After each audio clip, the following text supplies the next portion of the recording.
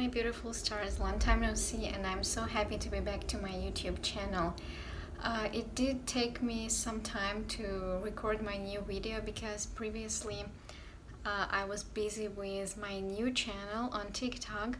This is basically my first time when I decided to make a TikTok channel. However, it's not in English, it's in Chinese, and it introduces various topics regarding marketing, culture, language, everything about China. So welcome to check out my new TikTok channel. It has literally the same name as my YouTube channel. And today I am with some new updates regarding China, because basically everything is changing every day. China opened up on January 8th, and since the first day of opening there are like 500,000 flights on a daily basis, and it can sound very nice and the numbers are high, but actually it's just it's just a quarter of what was before lockdowns in China. So there is definitely a space for improvement. And it's very interesting how everything is interconnected, because now with the increase in passenger flights, actually there is a nice tendency for such e-commerce powerhouses as Shein or Alibaba. Interestingly, half of the air cargo is actually shipped in the belly of passenger flights. When China was locked for some period of time, air cargo was actually pretty pricey, and it was not easy for e-commerce to transfer goods to other places. And now with the increase of passenger flights, it's actually a great thing for such companies as Shein, Alibaba and others. And one more interesting update, since I told you that I made a TikTok channel and I want to use it for presenting various news updates regarding marketing, language, culture, slang, anything related to China. It's in Chinese, so welcome to take a look.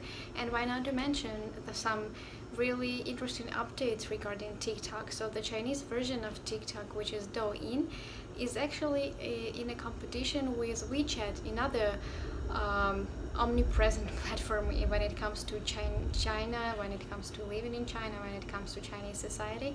And they are amidst competition, and recently WeChat blocked preview of Douyin videos on its platform, and also there is a different update that tells that views on the WeChat actually now are much higher than before. So this is what's happening. Technical giants are competing with each other, and they are using different techniques and methods to win. Yes, and since I previously used one of my videos from TikTok and uploaded it to YouTube, I do understand that some of my viewers probably do not understand Chinese.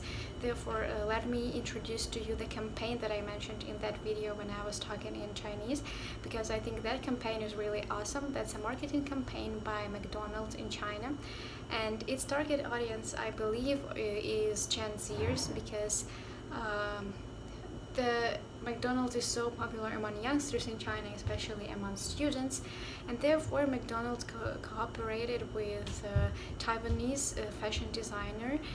They created the so-called Fashion Week, 既不可失时装周, basically a fashion week that you cannot miss. However, they also played with some characters, because Chinese language is so famous for its homophones, when there are so many characters that have the same reading, but they are written in very different ways, and they totally have different meanings.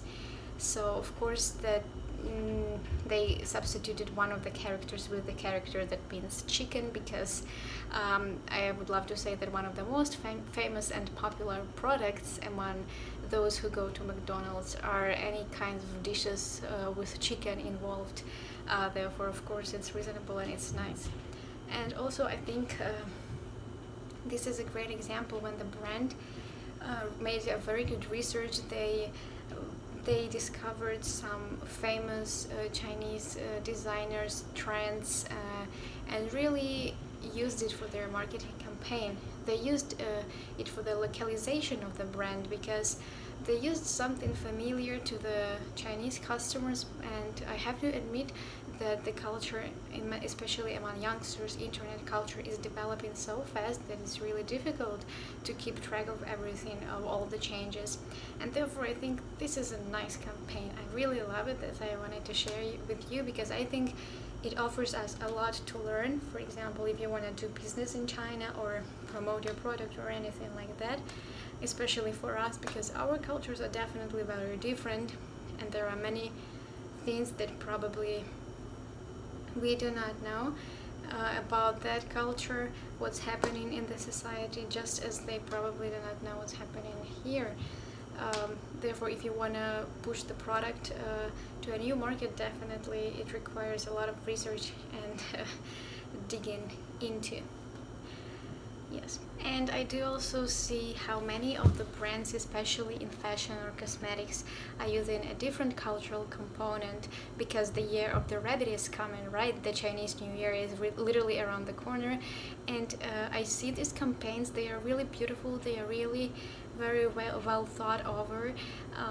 People are trying to use this rabbit cultural component in various aspects, in various styles, but of course these famous brands, they do have resources, and I think they did a very they did a really good job when it comes to the incorporating cultural aspect. But I also have to warn that it is also tricky, because it's not just enough to incorporate cultural aspects, especially when it comes to China. You have to really think everything over, not to present it in a wrong way, or not to make some slight mistakes that actually can impact the brand image, because netizens are very smart.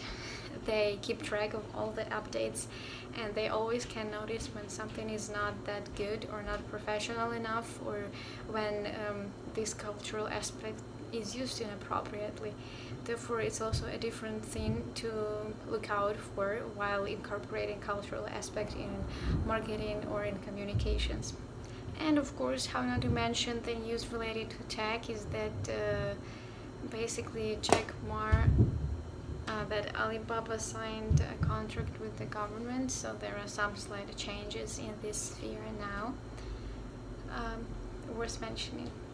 That's everything I wanted to share with you for now. I am definitely gonna make some videos when I'm gonna update you or on the current situation in China. I do know that some of the actions or decisions are probably controversial, and I do know that many countries are trying to diversify supply chains. When it comes to diversifying supply chains, some of the countries are now looking at India, Malaysia, Thailand, Bangladesh, yes. But I mean, still, a lot of businesses still cooperate with China. It's the second largest economy. It's a big player on political and political arena in trade. Therefore, of course, I still think that there are things we have to learn and keep track of, no matter what is happening in the world. I think the key to the solution of many problems is to understand other cultures, to understand that there are various perspectives, and it's always nice to know them and to be aware of them. Therefore, I will see you next time. If you are not subscribed yet, why not click that button and subscribe and explore China and Asia and the world with me together, because I will definitely add some beautiful sceneries from Canada as well. So see you next time.